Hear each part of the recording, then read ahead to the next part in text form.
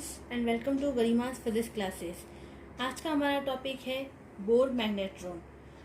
Bore magnetron ये जो topic है शॉर्ट में भी पूछा जाता है और डेरिवेशन के अंदर भी आता है, बट ये रिलेटेड टॉपिक है ज़ायरोमैग्नेटिक रेशियो, जो हमने देखा था लास्ट लेक्चर के अंदर कि ज़ायरोमैग्नेटिक रेशियो क्या होता है।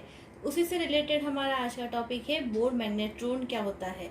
तो बोर मैग्नेट्रॉन एक डेरिवेशनल पार्ट है जो ज़ायरोमैग्नेटिक रेशियो के कंटिन्यूशन में ही है।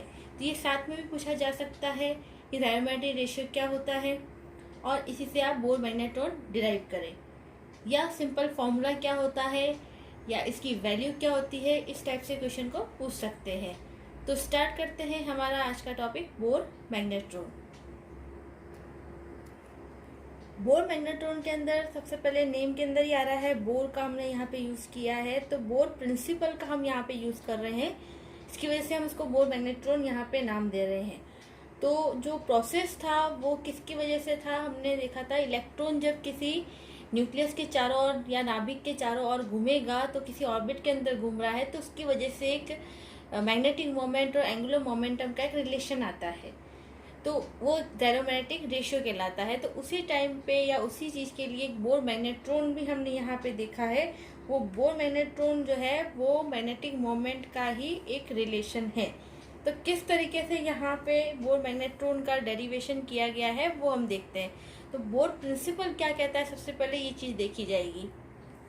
बोर प्रिंसिपल ये कहता है आपके पास में कि जब आपका इलेक्ट्रॉन जो है किसी नाभिक में या किसी नाभिक के चारों ओर किसी कक्ष में जब घूमता है, तो जो एंगुलर मोमेंटम होगा या कोणीय संवेग होगा वो h/2 का इंटीग्रल मल्टीपल होना चाहिए या h/2 का पूर्णगणक होना चाहिए।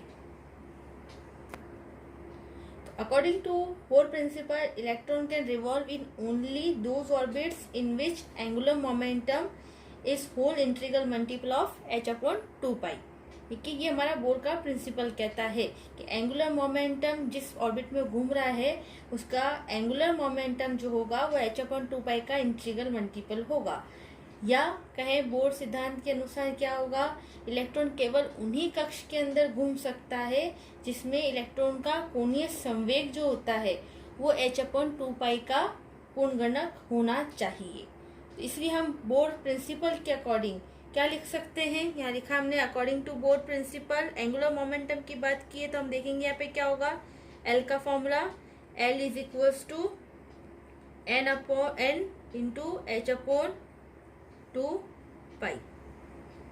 ये क्या लिखा हमने, angular momentum is integral multiple of h/2 pi, इसलिए आप n यहाँ पे यूज कर रहे हैं। या हिंदी में कहे जो कोणीय संवेग था वो h/2 का पूर्ण गुणक है, इसलिए हमने nh/2 लिखा है। तो हम कैसे लिख रहे हैं, ये बोर प्रिंसिपल के अकॉर्डिंग लिख रहे हैं। तो इसको आप इक्वेशन 1 मान लें।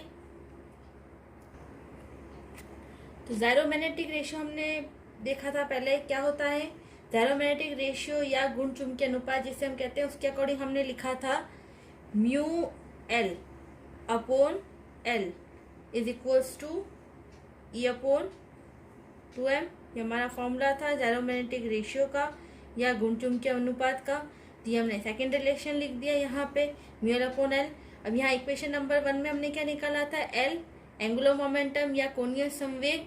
इस L को हम कहाँ रख देंगे, इक्वेशन 2 के अंदर। यहाँ हमारे पास में μL/L है, यहाँ आप इसको पुट कर देंगे। तो पुट इक्वेशन 1 इन 2।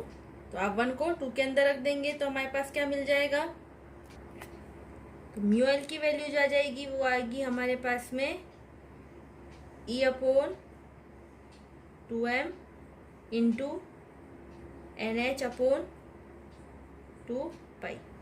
क्या किया हमने यहाँ पे, μL/ जो L था इक्वेशन 2 के अंदर, उसको हमने क्या कर दिया, L को हमने इस तरफ शिफ्ट कर दिया और L की जो वैल्यू थी इक्वेशन 1 से उसको हमने यहाँ पे पुट कर दी।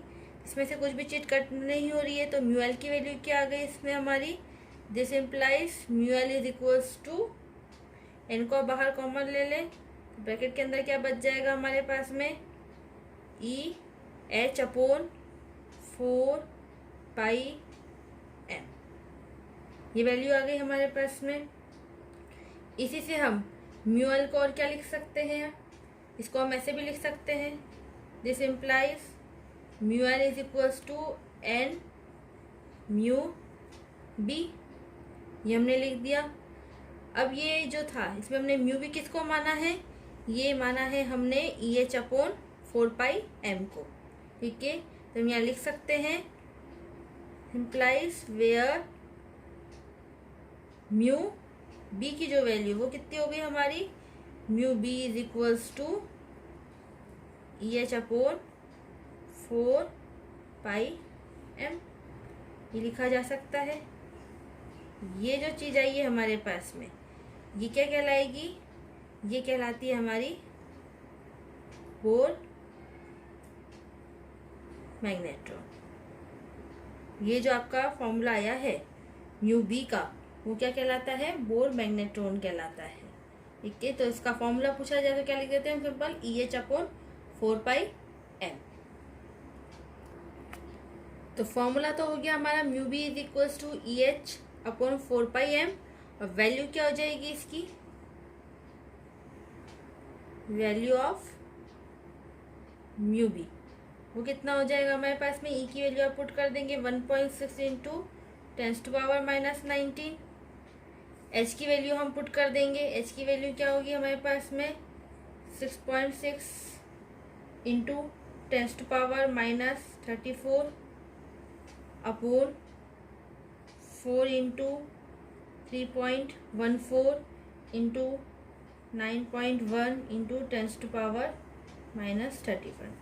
तो हम एग्जैक्ट वैल्यू की जगह अप्रॉक्सीमेट वैल्यू ले रहे हैं।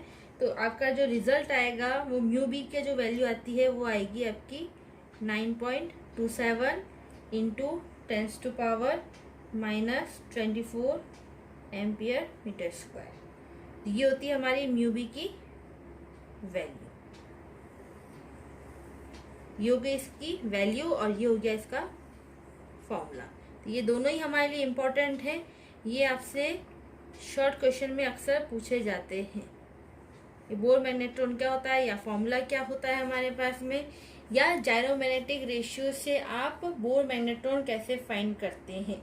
तो छोटा सा ही डेरिवेशन है बट इम्पॉर्टेंट है, हमें पता होना चाहिए म्यू बी की वैल्यू या फॉर्मूला क्या होता है।